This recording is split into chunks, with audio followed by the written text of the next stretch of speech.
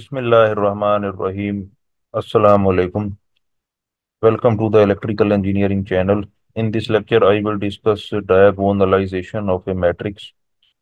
So, if we have a matrix which is an n by n matrix of linearly independent vectors, suppose S is the matrix of eigenvectors of A, then S inverse A S equal to lambda is the diagonal matrix. So, this is very simple procedure. We have to establish S matrix, which is the matrix of eigenvectors of A, and then we have to multiply the inverse of S with A matrix and S matrix.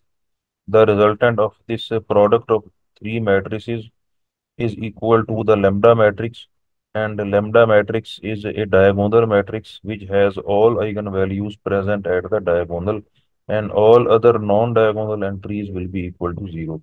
So diagonalization of a matrix is very important because it preserves the properties of the original A matrix, and it allows us to solve system of simultaneous equations in a quick span of time, right?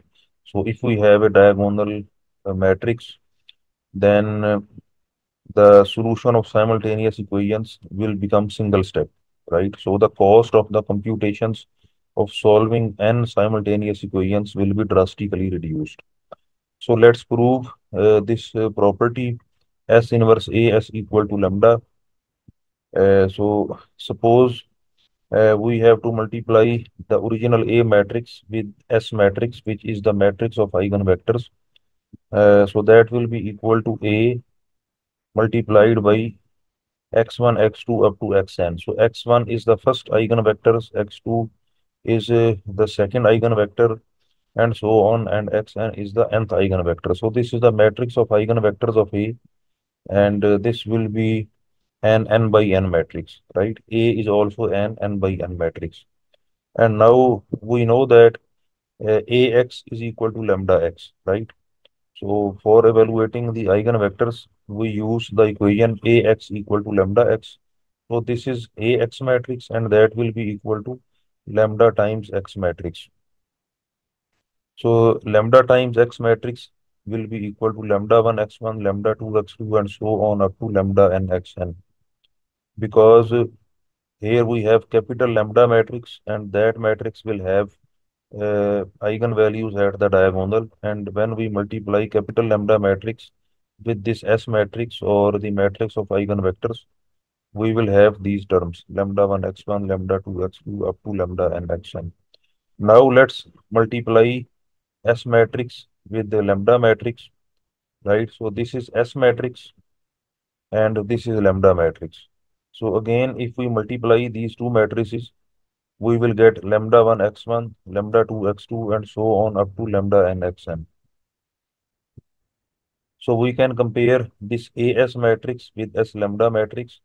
So the final result of the product of these two matrices and these two matrices is the same. And at the end, we get lambda 1 x1, lambda 2 x2, and so on up to lambda n xn. It means AS is equal to S lambda, and we can multiply this equation with S inverse from the left hand side. So it will become S inverse AS equal to S inverse S lambda. So S inverse will be cancelled out with S, and we will get identity matrix. So when identity matrix is multiplied with lambda matrix, we will get this lambda matrix. So at the end, S inverse AS is equal to lambda. Similarly, we can multiply S inverse at both sides in this equation from the right hand side. So then it will be AS S inverse equal to S lambda S inverse. So in that case, A matrix can be written as S lambda S inverse. So both these equations are extremely important. And in this equation, we will get the diagonal matrix capital lambda. And this is another matrix which is A equal to S lambda S inverse. So this matrix is also very important, as we will see in the coming lecture, that whenever we are evaluating the power of a matrix, then this equation will be used. So let's solve a simple example. And in this example, we will diagonalize this system matrix A. So A is equal to 1, 4, 2, 3. we can evaluate the eigenvalues of this matrix, and that is very simple step. So we have to evaluate lambda I minus a determinant and equate it to 0. So at the end, we will get lambda 1 is equal to minus 1 and lambda 2 is equal to 5. So these are the two eigenvalues. Similarly, we can evaluate the two eigenvectors of this system matrix A, and those eigenvectors are minus 2, 1 and 1, 1. So we can establish this S matrix of eigenvectors, and that matrix will be equal to minus 2, 1, 1, 1. Now let's evaluate the inverse of this matrix, and the inverse of this matrix is equal to minus 1 by 3, 1 by 3, 1 by 3, and 2 by 3. So let's evaluate S inverse AS.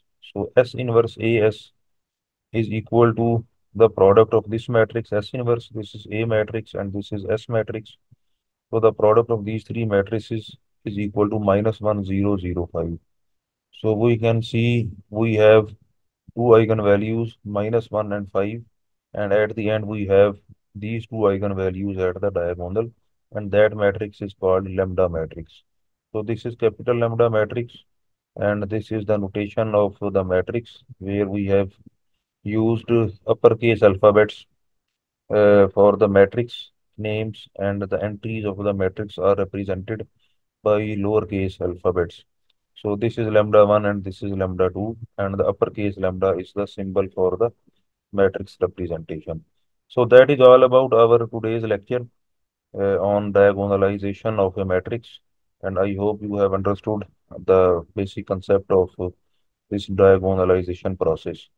For watching more lectures, please subscribe this channel. Until the next lecture, it's goodbye.